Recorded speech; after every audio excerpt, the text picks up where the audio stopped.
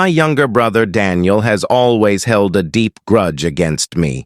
If you assume it was jealousy, you'd be mistaken. He wasn't envious. He was the cherished child in our family, not me. To provide some background, our mother constantly doted on Daniel. He was the apple of her eye. She prepared his meals, washed his clothes, and even expected me to assist with his homework. I was supposed to support him just because we were brothers, yet I never got the same care in return. I was fine with it, being self-reliant by nature. Maybe I was partly to blame for always catering to his needs without demanding reciprocity. Daniel never offered help when I needed it, only approaching me when he wanted something. I was a reserved, studious kid who kept to himself, while Daniel was boisterous and aggressive, much like our father. I'm also blunt and truthful, never softening my words. I suspect this straightforwardness led my mother to view me less favorably. Her favoritism made Daniel the family's darling, which I didn't mind as a child. But trouble started when he began tormenting and ridiculing me for being different. He mocked my appearance, my height, my glasses, and invaded my privacy by sneaking into my room to read my journal, then tattling to our mom about its contents. When I confronted him and complained to our parents, they brushed it off, saying it was no big deal. He did worse things like nearly breaking my glasses or slipping disgusting items into my meals. Once, he put small pebbles in my cereal, which I thankfully noticed before eating. When I told my mom, she dismissed it as typical sibling bonding. During our fights, Daniel targeted my vulnerabilities with cruel insults. We attended the same school where I faced bullying from a few kids. Instead of defending me, he joined them, hurling names like pathetic loser or freak, and egging them on to hurt me, calling me a failure. Once, during a petty argument I can barely recall, he told me to end my life. That hit hard, especially since I was grappling with mental health issues at the time. I'm better now, but hearing my own brother wish me dead was crushing. With our dad often working and our mom indifferent, she even blamed me once for provoking Daniel. Things escalated. In high school, Daniel tried to set my hair on fire, and shockingly, our mother defended him, claiming it was just a prank. Who does that?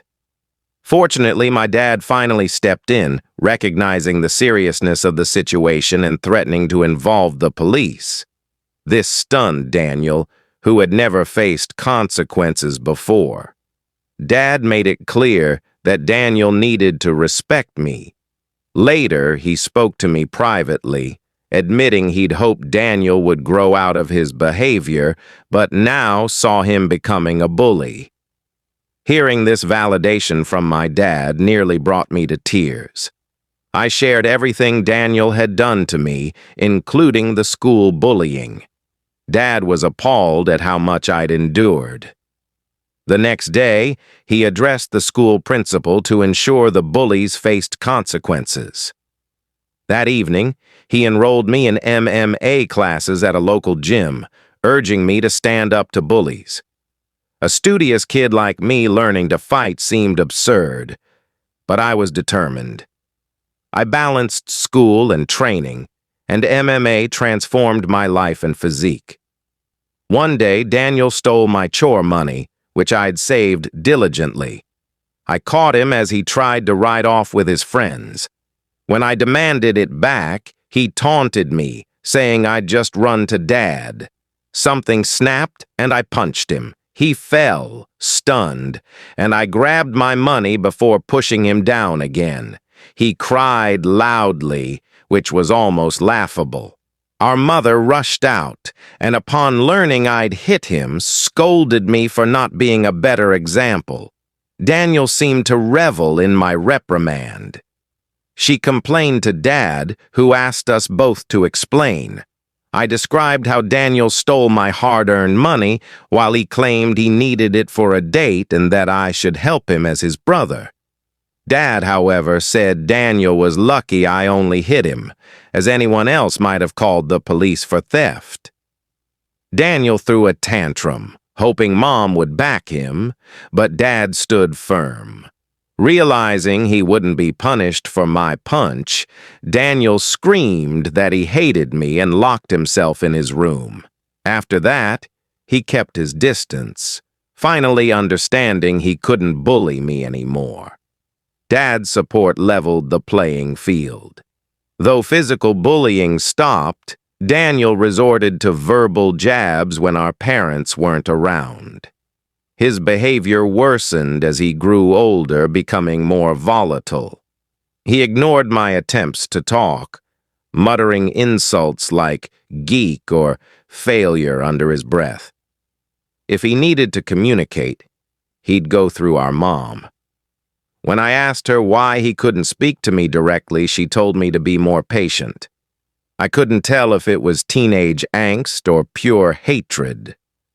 I repeatedly asked Mom to mediate a conversation to resolve our issues, but she refused, saying she didn't want to interfere.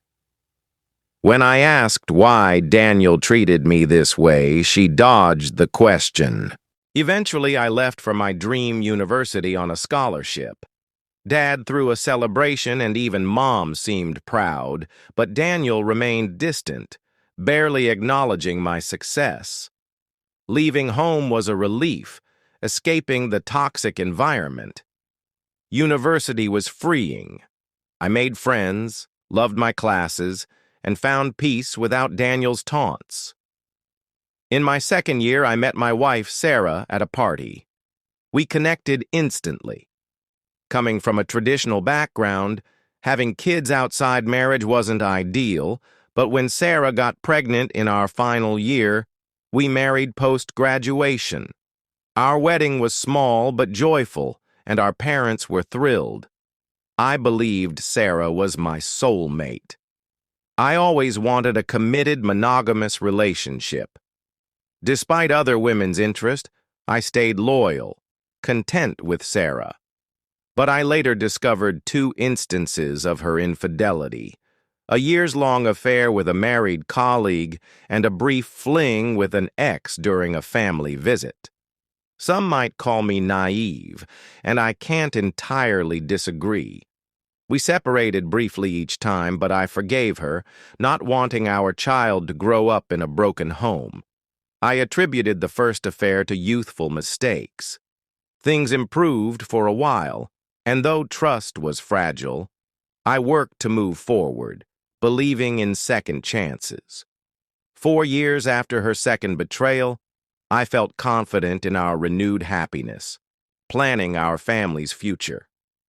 3 months ago, Sarah shattered my world, admitting to a long-term affair and revealing our son might not be mine.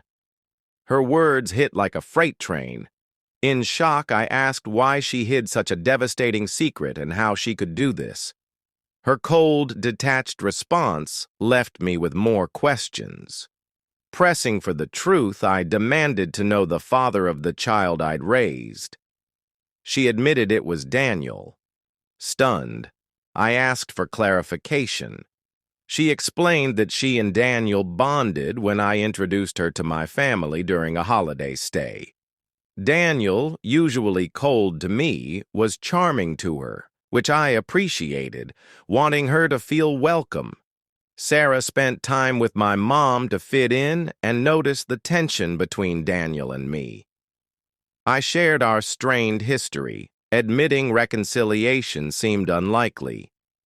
Sarah invited Daniel to join our outings, hoping to mend our bond. We exchanged a few words, a slight improvement. She and Daniel played video games together, which I didn't think much of. She later revealed that Daniel confided in her about a breakup, growing close. He flirted playfully at first, but things escalated. The thought of them together sickened me. Sarah said she felt guilty and left abruptly before New Year's, which aligned with her sudden departure. When we reunited at college, she seemed normal, so I didn't suspect anything. 2 weeks later, we learned she was pregnant. Sarah admitted she wasn't sure if the child was mine or Daniel's, but chose me, believing I was more reliable. That's why we married. My world collapsed. The son I adored might not be mine. When I asked if she'd continued seeing Daniel, she nodded, admitting they'd stayed in touch, unable to resist their chemistry. They met secretly at hotels, lying about work trips. I asked why she married me if she wanted Daniel. She said she didn't want to end our marriage, valuing me as a father. She called it a mistake she couldn't stop. I told her I appreciated her honesty but was leaving. She cried, begging for forgiveness, expecting me to fight for her. When I stayed calm and packed, she argued our son shouldn't suffer from a divorce. I reminded her I might not be his father, which made her sob, accusing me of cruelty. She seemed shocked I'd leave, perhaps because I'd forgiven her before. Maybe that was my mistake. I loved her, but it was tied to believing we shared a son and our history. She insisted it wasn't too late, but I couldn't trust her. Forgiving her affair with my brother felt impossible. I left her crying and checked into a hotel. The next day, I told my parents everything. Their shock was palpable. Mom initially defended Daniel, unable to believe he'd betray me. To prove it, I asked them to stay silent while I called Daniel. I confronted him, and he denied it until I said Sarah confessed. Then he blamed her, claiming she pursued him and boasting he was the better-looking brother. I warned I'd expose him. He scoffed, believing his golden child status protected him. I thanked him for confirming the truth, revealing our parents heard everything. He stammered, trying to backtrack. Mom demanded answers, her faith in Daniel shaken. He tried to shift blame, but Dad took the phone, his voice heavy with disappointment. "Daniel, you've betrayed your brother and this family," he said. "You slept with his wife and continued the affair after their marriage. You've broken our trust. I raised you to value loyalty and family, but you've disregarded that. You're cut off from your college fund and my support. Let's see how you manage without my money." I stayed composed, though I wanted to scream. Watching Dad discipline Daniel was validating. Mom, despite Daniel's protests, was visibly disappointed. After the call, she hugged me, apologizing for not believing me sooner. That moment, unimaginable to my younger self, felt like closure. Dad helped me find a divorce lawyer. Sarah and her lawyer played dirty, demanding alimony since I earned more, but her affair worked in my favor. A paternity test confirmed Daniel was the father, a gut-wrenching blow. I was furious the son I'd raised wasn't mine. Sarah begged me to stay in his life, saying he shouldn't suffer, but I couldn't face him. He reminded me of Daniel. After the divorce, moving into my own place felt liberating. I'd married young and never lived alone, but my independence helped me adapt. 2 weeks ago, Dad said he was revising his will to exclude Daniel, who had begged for forgiveness but was ignored. Even Mom, once soft on him, seemed done. Daniel never apologized to me, only upset about being disowned. Dad planned to leave me his $2 million estate, with the condition that Mom could live in their house if he passed first. I agreed, wanting to care for her. Somehow, Daniel learned of the will and called me, pleading for help. He was struggling with college fees, and Sarah was demanding child support. He claimed he was jobless and desperate. I laughed, reminding him he should have considered the consequences of his actions. He argued Sarah was equally to blame, and I agreed, noting I'd divorced her, making her his problem. He raised his voice, but I cut him off, calling him the family's disgrace.